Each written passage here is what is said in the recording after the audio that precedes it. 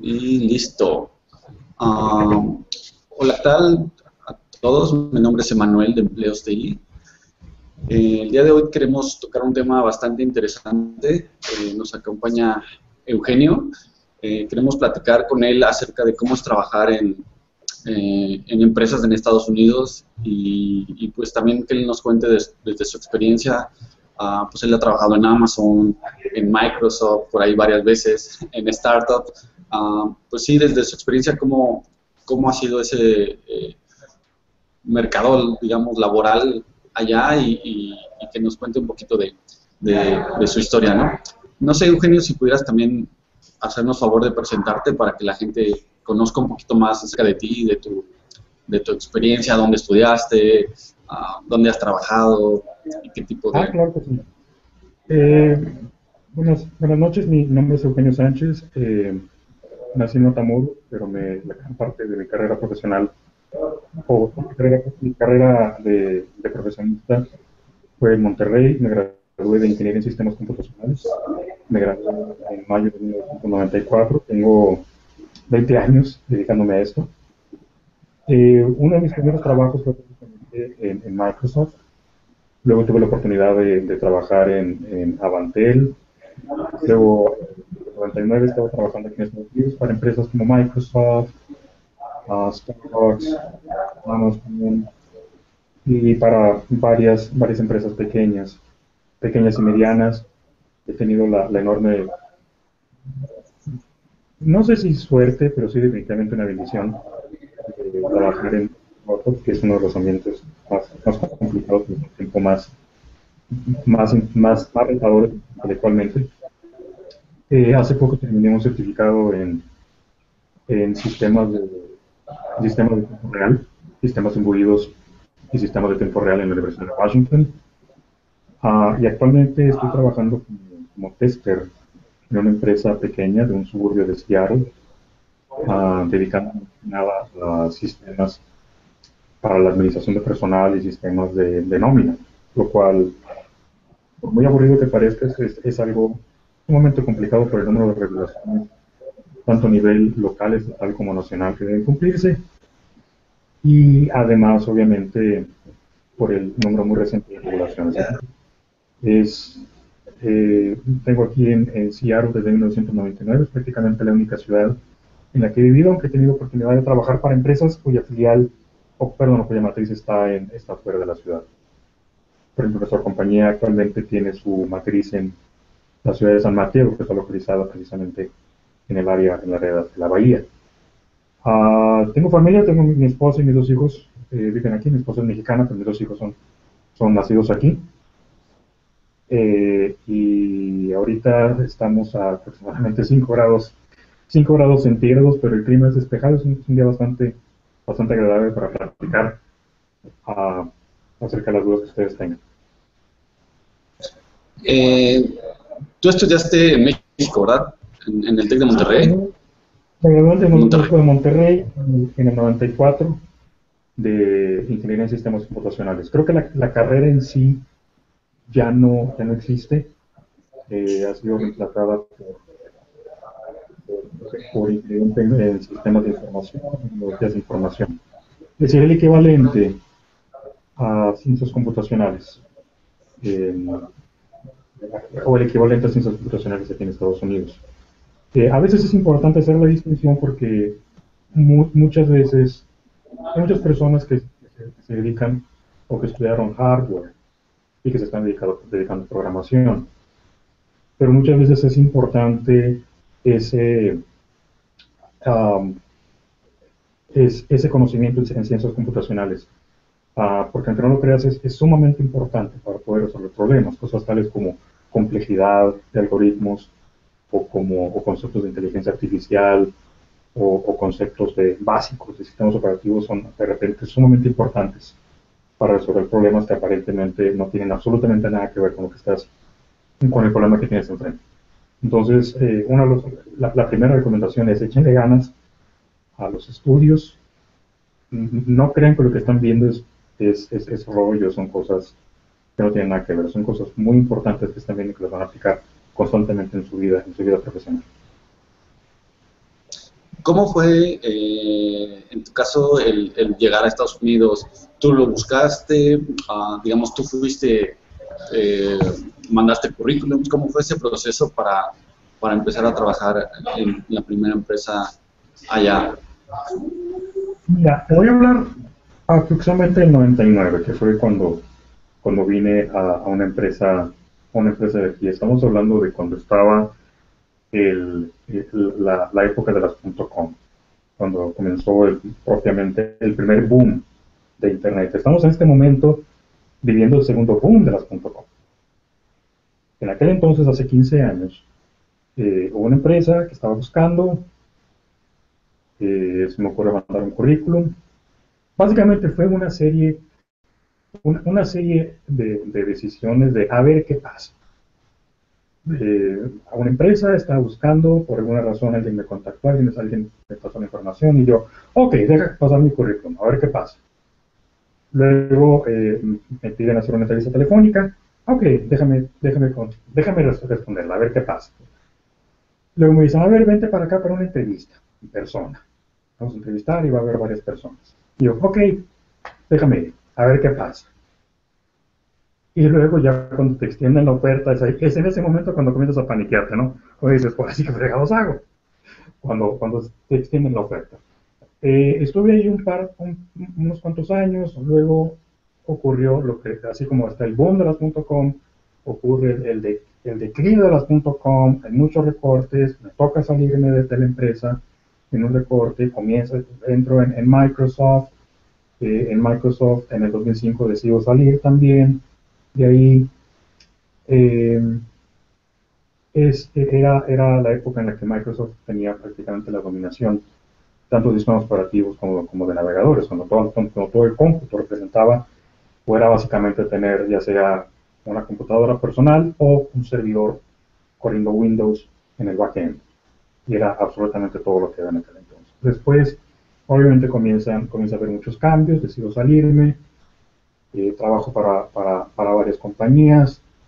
Um, En Tiene mucho que ver. Microsoft, en Sí. Microsoft, ¿cómo fue? Si nos pudieras contar un poquito. La verdad es que pues, es una de las empresas más importantes y más fuertes, pues, de la industria de tecnología, por su nivel de facturación, no sé, la verdad es enorme. ¿Cómo Estamos fue el hablando de algo que proceso? ocurrió, estamos hablando de algo que ocurrió hace 13, 14 años. Entonces, es completamente distinto el día de hoy. Sin embargo, una de las recomendaciones que yo hago es tratar de poner un currículum conciso, enfatizando mucho los logros que has hecho y enfatizando mucho los conocimientos técnicos que tienes. Y aquí, a hablar de Por conocimientos ejemplo, técnicos, es ponerse al día en cosas tales como sistemas operativos, um, lenguajes, proyectos completos. ¿Qué proyectos completos has hecho? ¿Qué es lo que tú puedes decir que has hecho en tu carrera, en tu corta carrera profesional? O si no, en tu carrera, ¿qué proyectos interesantes has hecho? Eso importa mucho. El pensamiento crítico, el razonamiento crítico, el poder expresar las ideas correctamente en inglés. Esto es sumamente importante y algo que mucha gente dice saber, pero que realmente no hay tal. Me ha tocado entrevistar a muchachos muy inteligentes, muy capaces, pero que no pueden expresar sus ideas correctamente en el idioma inglés. No quiere decir que sea un defecto, no quiere decir que no sean capaces, que hay muchísima necesidad de expresarse correctamente, tanto de forma hablada como de forma escrita. Y no puedo hacer énfasis bastante en el hecho de poderse expresar correctamente, de poder entablar una conversación fluida con alguien en el idioma inglés. Ese es inmediatamente abajo de los conocimientos técnicos, es el poder expresarse de manera oral y escrita en inglés. Eh,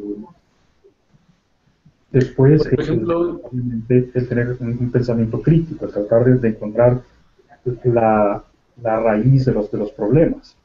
No solamente el decir hay un problema, ni decir este problema ocurrió por esto. Estoy hablando desde el punto de vista de tester, quizás fueran desarrolladores, sería esto es lo que hay que hacer este sería hecho, sino ir realmente al fondo de los problemas, encontrar el problema de raíz y atacarlo. Tener la capacidad en equipo es sumamente importante. A mucha gente dice, es que a mí me gusta trabajar solo, me gusta trabajar por mi cuenta, no me gusta que me digan qué hacer. Si bien es importante, eso restringe mucho tu campo de trabajo, porque actualmente no hay absolutamente ningún producto de tecnología, mucho menos de tecnología de información, que no sea un trabajo de equipo. Si no puedes integrarte bien en un equipo, si no puedes entablar esa comunicación de equipo con las demás gentes, va a ser muy difícil que puedas embonar en un trabajo. No quiere decir que te tenga que caer bien las personas. Y esa es otra cosa también que nosotros como mexicanos a veces tenemos. Es que no me cae bien, es que me mira muy feo, es que me habla muy quién sabe qué, es que es muy seco, muy frío. Hay que actuar a un nivel un poco más arriba de eso. Las personas con las que trabajas, sobre todo en Estados Unidos y sobre todo en ciertas partes de Estados Unidos es un nivel 100% profesional. No te tiene que caer bien la persona con la que estás trabajando, sino simplemente el sacar resultados. Y ese es el quinto que voy a mencionar. El sacar resultados es lo más importante. Sacar resultados a tiempo es lo más importante en este mercado de trabajo. Absolutamente nada es más importante que eso. Claro, para muchas personas quiere decir, me tengo que desvelar, tengo que trabajar horas extras, tengo que trabajar fines de semana, o días festivos, no tomar vacaciones. Actualmente hay un movimiento muy fuerte en el para las personas tener un balance entre lo que es la vida personal y la vida laboral. Y eso es lo que las empresas también entienden. Entonces, una persona que esté pegada 24 horas al día a la pantalla, sencillamente va a llegar un momento en que su cabeza, el cerebro se le derrite y ya no es profesional, ya no le sirve a la empresa. Eso no quiere decir que no tengas que sacar resultados eh, en el lapso de tiempo que se te está pidiendo. Eso es también muy importante. A veces nosotros como mexicanos, para la cultura mexicana, muchas veces es hacer las cosas muy bien, lo cual no está mal, o sea, no es algo incorrecto. Eh, Sin embargo, es importante saber balancear lo que es el tiempo y saber sacar buenos resultados. Sacar buenos resultados es muy importante, pero es igualmente importante poder sacarlos dentro del tiempo que se está pidiendo. Y a veces tienes que sacrificar ciertos aspectos del producto con tal de sacarlos bien, o sea, los que quedan de tu producto, sacarlos a tiempo. Um, Convertirte en un experto de tu área de experiencia cuenta mucho. El ser un experto quiere decir, dentro de las personas que estoy entrevistando, esto es muy importante para los empleadores, de las personas que estoy entrevistando, ¿quién realmente me puede dar una respuesta a detalle de lo que estoy hablando? Por ejemplo, tengo, tengo la necesidad de desarrollar un navegador de Internet para una plataforma Android o para una plataforma que utiliza un cierto sector. Tengo personas que sepan realmente a profundidad qué implica ser un navegador. Tengo personas que sepan realmente a profundidad lo que es trabajar con un sistema operativo de tiempo real. Tengo personas que conozcan las complejidades de desarrollar para la plataforma de la que estamos hablando. Es muy importante para alguien que está buscando un empleo, sobre todo en estos días, el convertirse en un experto de lo que están hablando. Convertirse en un experto, un super experto en JavaScript y saber exactamente qué significan closure o qué significa una función qué significa una función que regresa a una función. ¿Qué significa handlebars? ¿Qué significa mscript? ¿Qué significa ASM.js? ¿Qué es lo que involucra CSS3? ¿Cómo puedo explotar cosas tales como el Canvas? Si convertirte en un experto en tu área de dominio. No solamente decir yo conozco A, B y C, por tanto me creo capaz para hacer sistemas, sino dar una situación. Tú eres el experto, la persona a la que puedo ir para que me responda de una manera concisa y correcta. Este problema, sí, ok. No tienes que ser necesariamente problemas de tecnología, puede ser cosas, aspectos de negocio. Por ejemplo, por un ejemplo, la serie de regulaciones que introduce esa legislación. Eres una persona que ha tenido experiencia en resolver ese tipo de problemas, ok, te vuelves valuable para una compañía que esté buscando. Por ejemplo, en el caso de Amazon, en el caso de Microsoft, en el caso de Google, en el caso de Yahoo,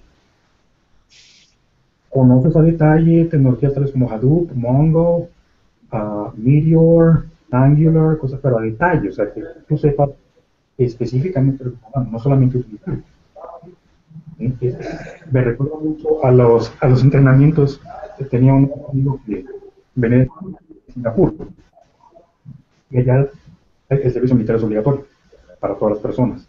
Y me decía, eh, te ponen como parte fundamental del entrenamiento, te ponen en un cuarto completamente oscuro y te dan tu rifle. Tú tienes que ser capaz de desarmar pieza por pieza tu rifle y volverlo a armar pieza por pieza igualita como estaba en total oscuridad, en completa oscuridad. Lo cual obviamente es increíblemente complejo, algo sumamente complejo, pero es similar a lo que buscan, a lo que te hace verdaderamente valuable en el mercado laboral. ¿Eres capaz de manejar una cierta tecnología de pe a pa, de arriba a abajo, enfrente, de izquierda a derecha, adelante para atrás? Sí, ok, entonces eres, eres mercadeable. ¿Ok? Ahorita que hablas de como cuestiones de qué te preguntarían, no sé si nos pudieras ah, platicar, por ejemplo, cómo es el proceso de reclutamiento en Amazon, por ejemplo, cuántas entrevistas son con RH y cuántas ya son técnicas, así de lo que te acuerdes como que sea clave por ejemplo, en Amazon o en Microsoft. Una de las cosas importantes del proceso de reclutamiento de prácticamente todas las empresas de tecnología de aquí de Estados Unidos es que recursos humanos tiene muchas veces muy poco que ver. Básicamente, el papel del departamento propiamente de recursos humanos es conseguir candidatos, aplicarlo como un primer filtro, luego asegurarse de que todo el proceso se lleve a cabo de una manera fluida. De ahí en más, es muy, casi todo es llevado a cabo por personas técnicas. Específicamente, por ejemplo, el proceso de reclutamiento de Amazon es sumamente complicado. Es la realidad, es sumamente complicado y es muy pesado para la persona, porque involucra a veces muchas llamadas telefónicas, e involucra también la entrevista en persona de por lo menos 5 o 6 personas. En ciertas empresas, como por ejemplo Amazon, y algo que también que se aplica a varias otras empresas, lo que se busca es no solamente una persona que se desempeñe correctamente en un cierto puesto, sino además una persona que sea capaz de desempeñarse bien cualquier puesto de la organización. ¿Ok?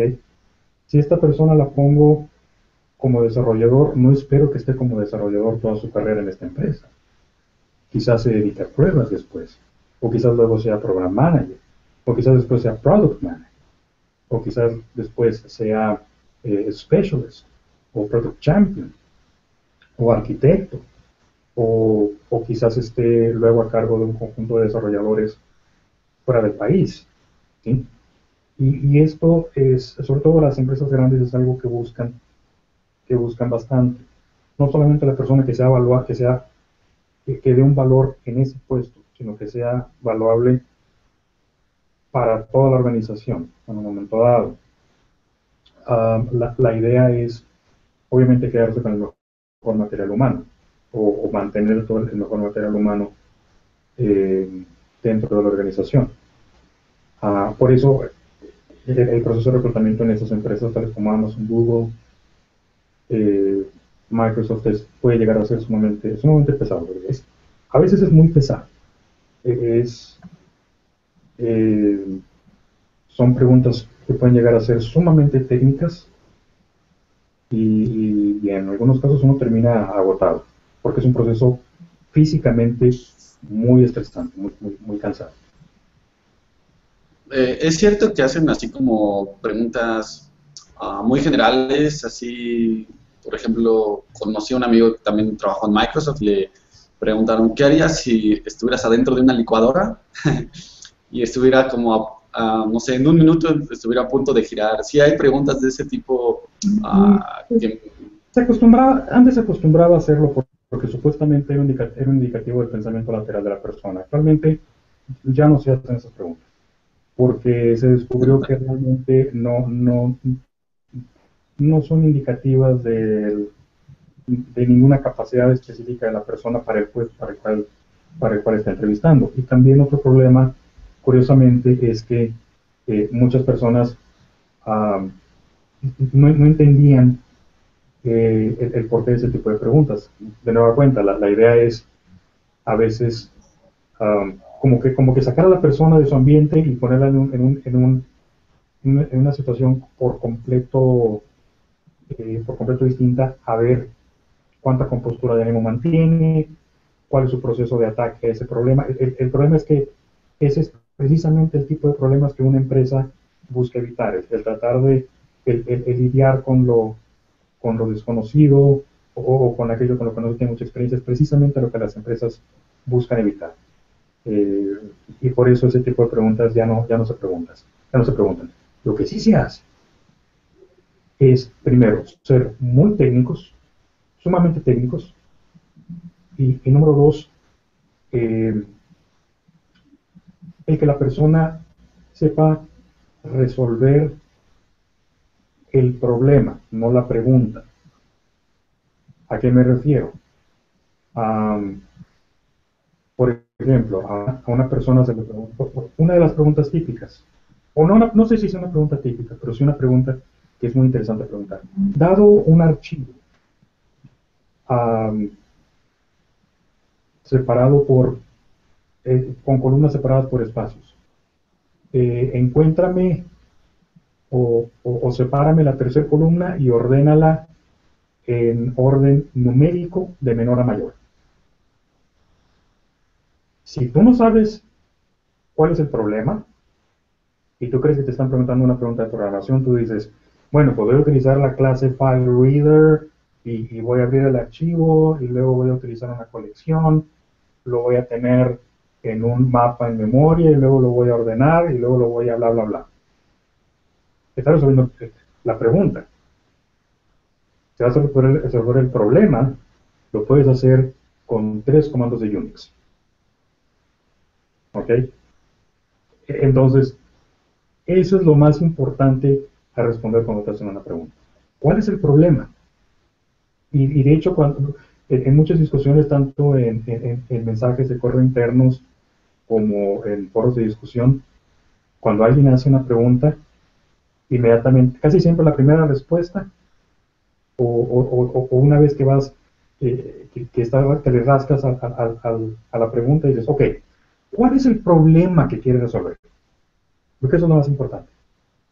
Tú a veces el problema que tienes enfrente lo quieres resolver de una cierta manera y lo que se te pide es que tomes un par de pasos hacia atrás y digas, ok, ¿cuál es el problema que quiero resolver? Eso es lo que buscan las empresas, no una persona que sepa resolver preguntas. Cualquier persona, con suficiente tiempo, cualquier persona te responde una pregunta. Más bien, ¿cuál es el problema que quiero resolver?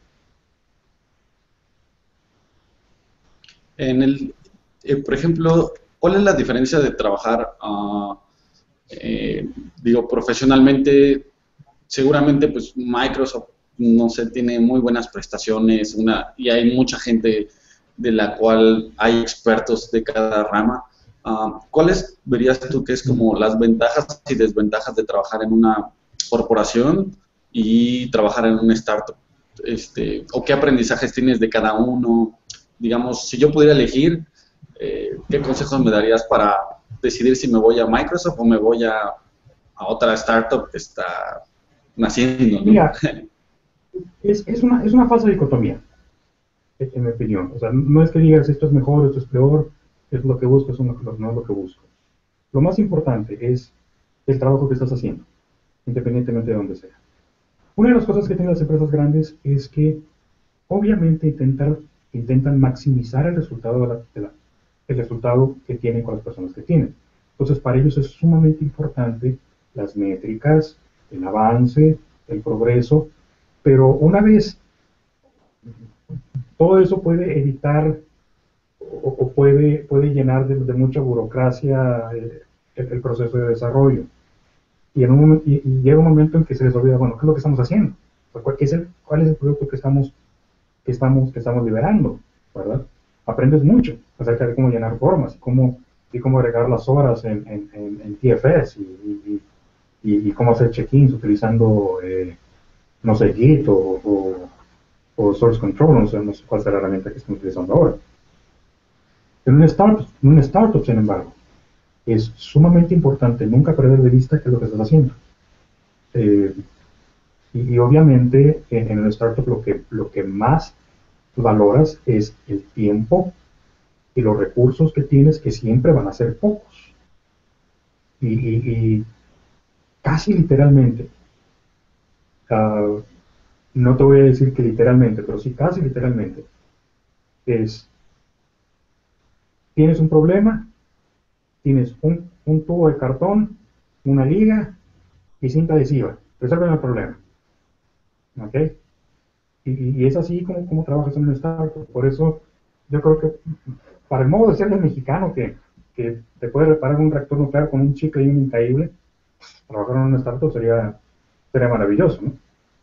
¿Por qué? Porque involucra mucho la creatividad y el resolver problemas con pocos recursos. Ahora bien, la realidad es que la enorme mayoría de los startups fracasan. Es la realidad. 9 de cada 10, o quizás más de 9 de cada 10 startups van a fracasar. Es la realidad. Aprendes enormemente y sobre todo aprendes de tus propios errores. Y eso es sumamente importante. Aún cuando tú estés en una startup fallida, vas a acabar aprendiendo muchísimo más de lo que aprendas en una empresa grande. Claro, en una empresa grande vas a tener quizás un salario más estable, mejores prestaciones, y en una startup vas a tener menos salario, vas a estar trabajando como loco, vas a estar quemándote las pestañas, quizás trabajando más los fines de semana, pero vas a aprender enormemente.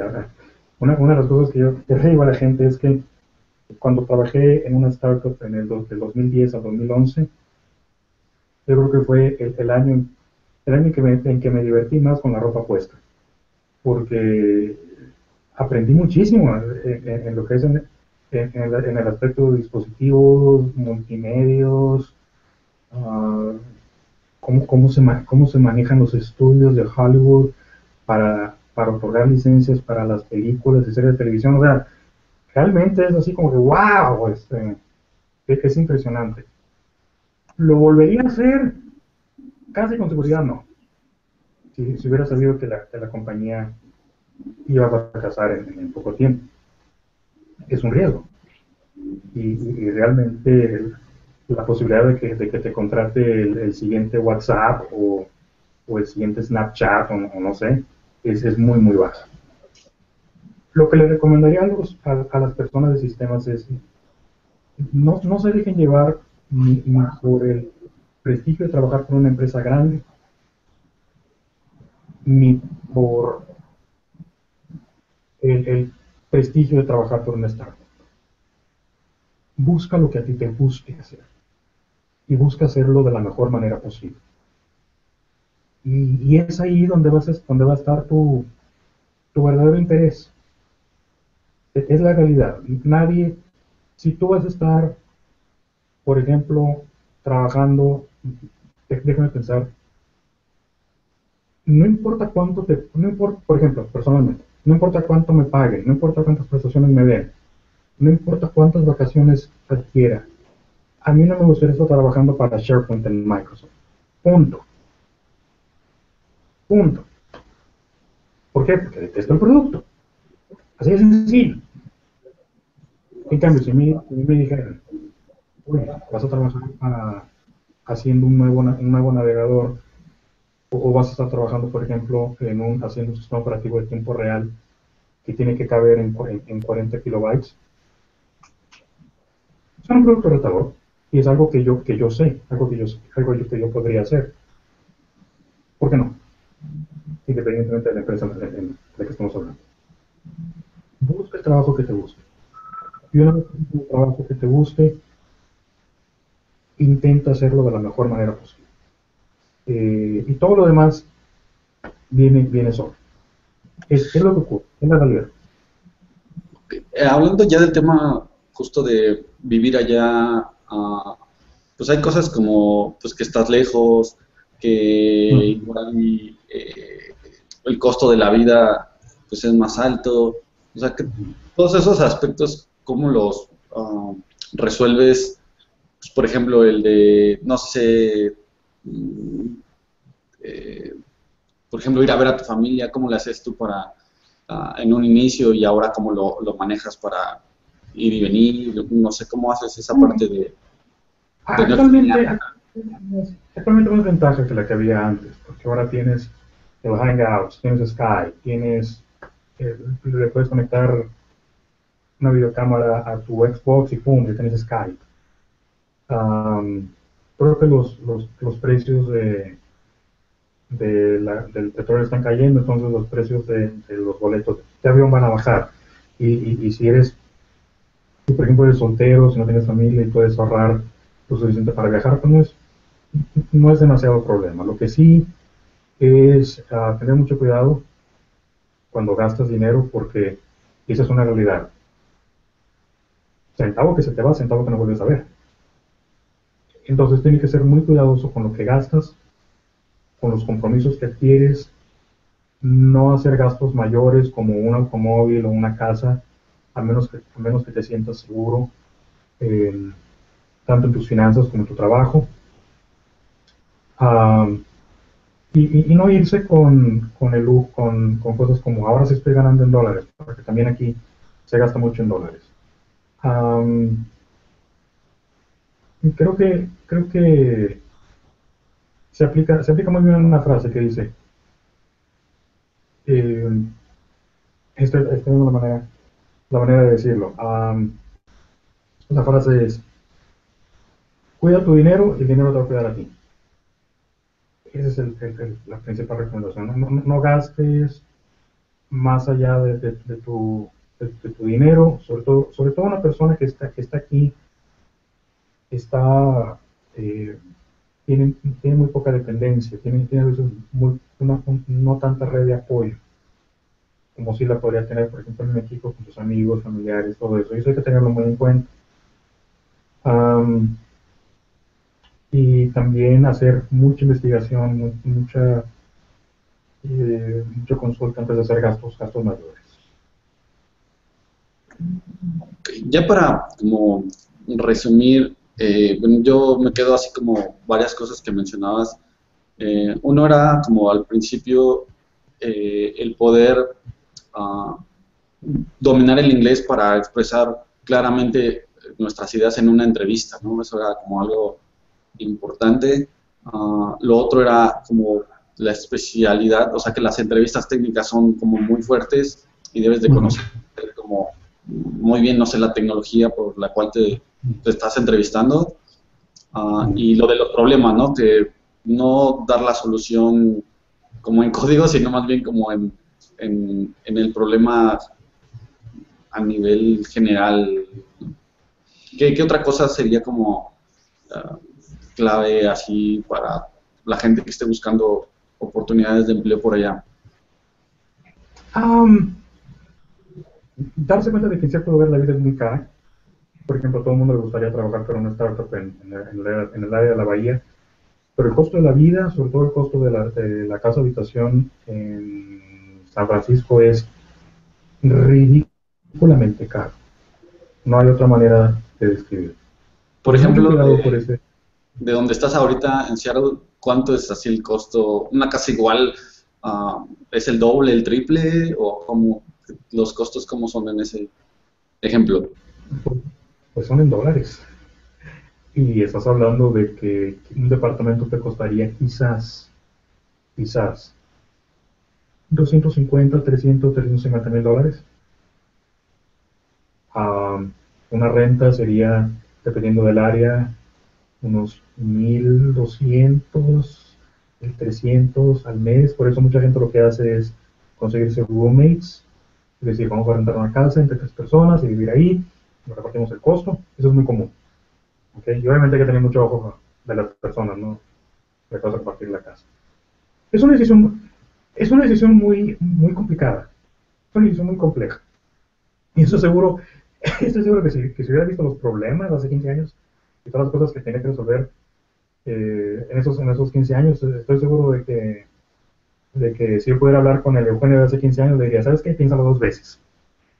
Porque si bien hay muchas cosas que son muy importantes también, si bien hay muchas ventajas, también hay muchas cosas que son muy, uh, que son un tanto cuanto difíciles.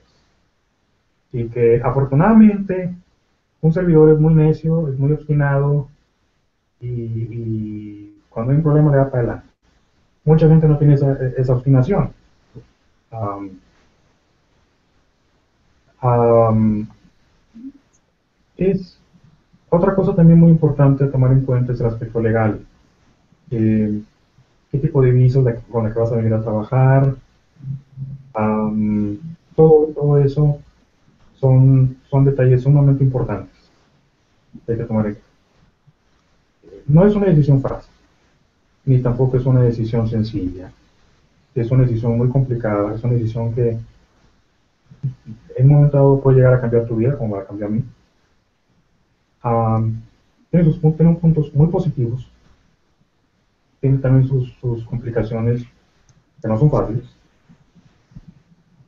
Um, Tiene mucho que ver también el área en la que estés trabajando. Por ejemplo, mucha gente puede decidir trabajar en lugares cerca de la frontera, como Los Ángeles, Phoenix, Houston, San Antonio, lo cual implica otra dinámica. Trabajar en lugares más remotos como Chicago, Nueva York, Seattle, San Francisco, Denver, involucra otra dinámica. No es una decisión simple. Yo quisiera poder decir específicamente, sabes que hazle así, hazle así. Es una decisión complicada, es una decisión muy personal. Um, una cosa quizás importante es, eh, sobre todo en los últimos 15 años, ha habido mucho dinamismo en las economías fuera de Estados Unidos. Hace 15 años quizás el centro principal tecnológico era Estados Unidos. Actualmente yo creo que hay también ciertas ventajas en trabajar para empresas en México, sobre todo si tomas en cuenta el hecho de que muchas empresas están pensando 2 veces antes de hacer subcontrataciones o hacer contrataciones o hacer proyectos de tecnología en China o en la India, tanto por aspectos económicos como por aspectos sociopolíticos, como por el simple hecho de que allá están a 12 horas de diferencia, lo cual desde luego involucra mucha diferencia, mucha coordinación y también cierto retraso al tomar decisiones por ejemplo, entre San Francisco y Nueva Delhi, o Hyderabad, no sé cuál sea la ciudad en la India. Creo que el problema es de por qué eh, no hay una industria más fuerte de tecnología, es, en mi opinión, fundamentalmente de infraestructura. Y es ahí donde hay que hacer mucha presión para que haya una mejor infraestructura. No solamente, por ejemplo, en acceso fácil, económico y rápido a Internet, que es donde yo empezaría, sino también cosas tales como acceso a equipo, acceso a lenguajes, acceso a todo ese tipo de cosas. Eh, Creo que México tiene una enorme capacidad, enorme potencial humano, pero el problema sigue siendo fundamentalmente de infraestructura. También otra cosa que es muy, muy importante ver es el acceso a capitales. Aquí en Estados Unidos el acceso al dinero es, sobre todo a grandes cantidades de dinero para invertir, es muy fácil, algo que no existe en México. si hubiera el mismo acceso en México, de hecho lo puede haber, para tomar decisiones con riesgo o invertir dinero, creo que sería algo también un provecho para las startups en México. Y también necesitamos personas que estén, que quieran tener riesgo. Una de las cosas que yo nunca me canso de decir, sobre todo a los chavos, sobre todo a la gente que está graduándose de sistemas, es el que es buen gallo, el que es buen gallo en cualquier corral canta. No tengan miedo, si quieren venirse, vénganse. Yo estoy completamente seguro de que un chavo capaz en México se puede medir muy exitosamente con cualquier persona de, de cualquier parte del mundo y venir a trabajar acá. Pero no lo vean como la medida del éxito. No lo vean como una medida de éxito, sino más bien el desarrollar productos que sean radicales, productos que sean innovadores, productos que sean de alta calidad. Ese es el reto. Y eso lo puedes hacer en cualquier parte. Afilen sus navajas, los que son buenos gallos, afilen sus espolones en México. Y ya sea en la carrera o ya sea en sus primeros trabajos o lo que sea. Y luego ya en base a eso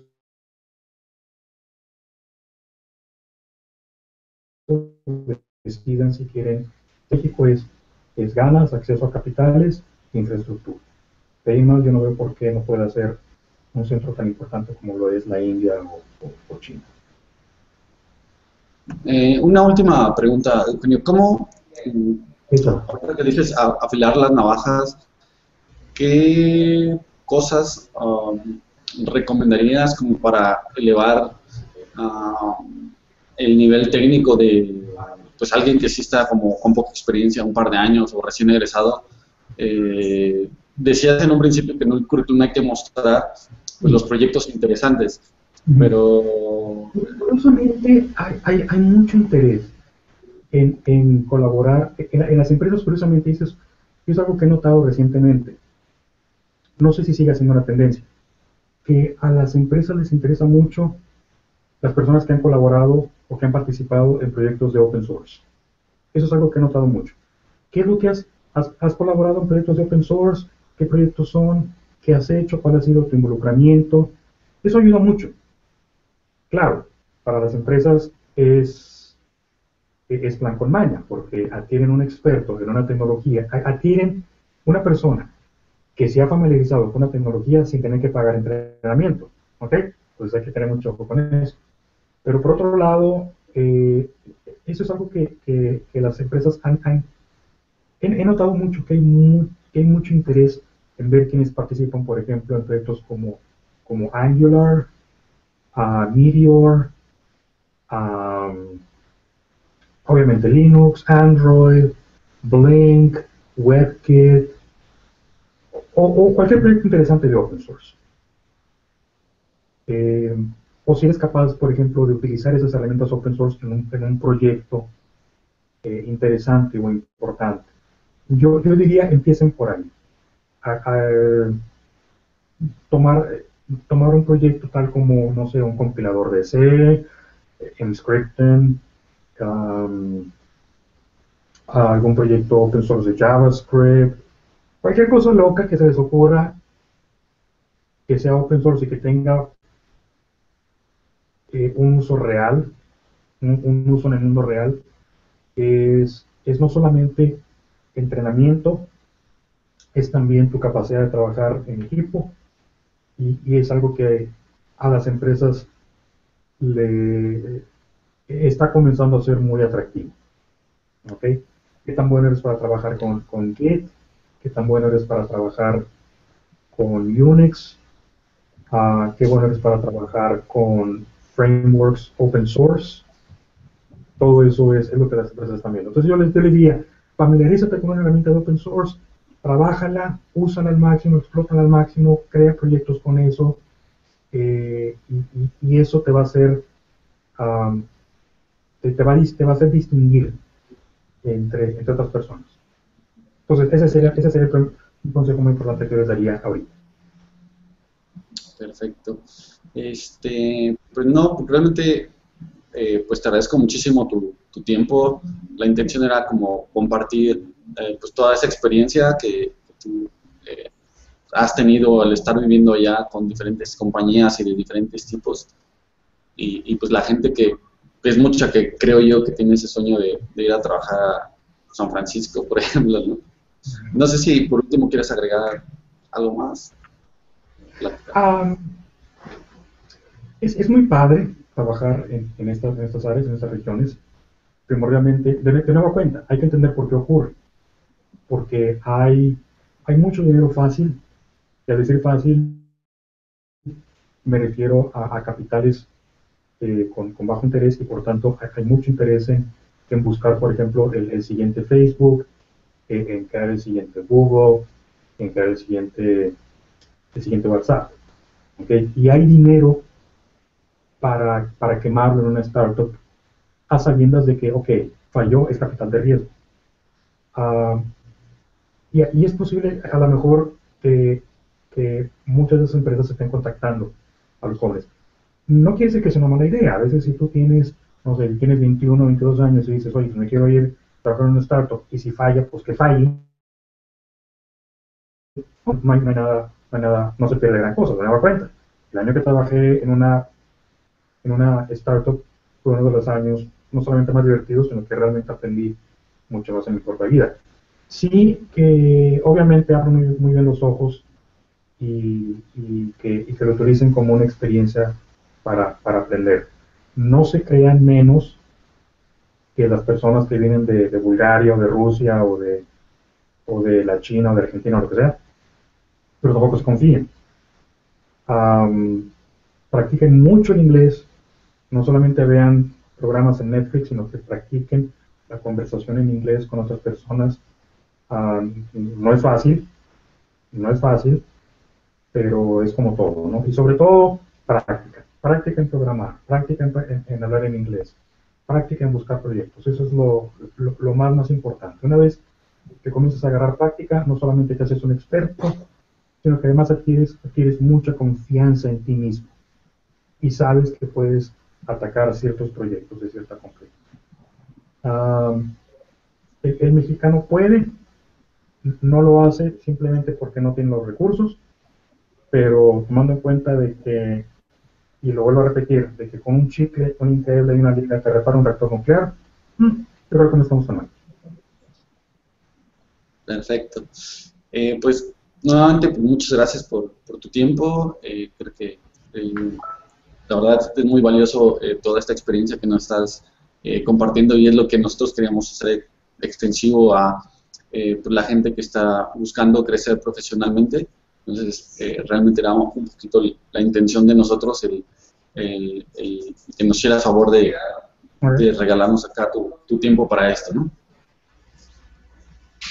No, claro que sí. Ustedes tienen mi email, así que no lo voy a decir aquí porque es muy largo, pero si tienen cualquier tipo de preguntas, háganselas llevar, saber aquí a Empleos TI, ellos me lo van a pasar a un servidor y con mucho gusto voy a tratar de que tengan dudas, preguntas o cosas. Perfecto, pues muchas gracias. Al contrario, para servirles y que se la pasen muy bien y mucho.